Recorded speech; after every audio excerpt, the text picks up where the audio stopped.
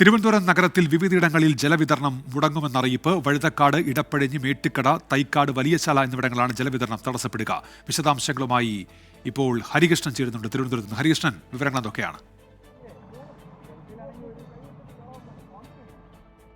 ഉന്മേഷ്, ഈ ജലവിതരണം അത് വീണ്ടും മുടങ്ങുമെന്നൊരു അറിയിപ്പ് വാട്ടർ അതോറിറ്റി നൽകിയിരിക്കുകയാണ്. അതായത് ഈ 5 ദിവസത്തെ കുടിവെള്ള പ്രതിസന്ധിക്ക് ശേഷം വീണ്ടും ജലവിതരണം മുടങ്ങും.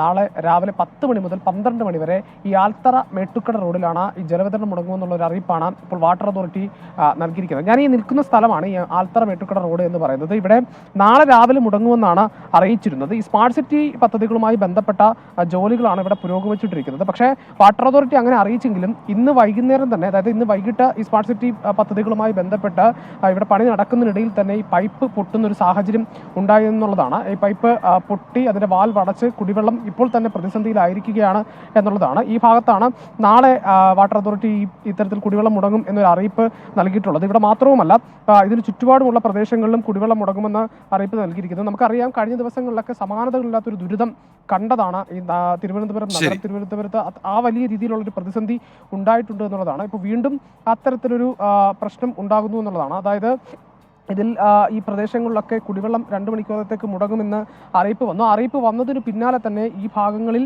ശരി ഹരികൃഷ്ണൻ, ഏതായാലും വ്യാഴാഴ്ച കുടിവെള്ളം മുടങ്ങുമെന്നുള്ള അറിയിപ്പാണ് ഇപ്പോൾ വാട്ടർ അതോറിറ്റി നൽകിയിരിക്കുന്നത്. വ്യാഴാഴ്ച കുടിവെള്ളം മുടങ്ങും. 12-ാം തീയതി എന്ന അറിയിപ്പാണ് ഇപ്പോൾ വാട്ടർ അതോറിറ്റി നൽകിയിരിക്കുന്നത് തിരുവനന്തപുരം നഗരത്തിന്റെ ചില മേഖലകളിൽ.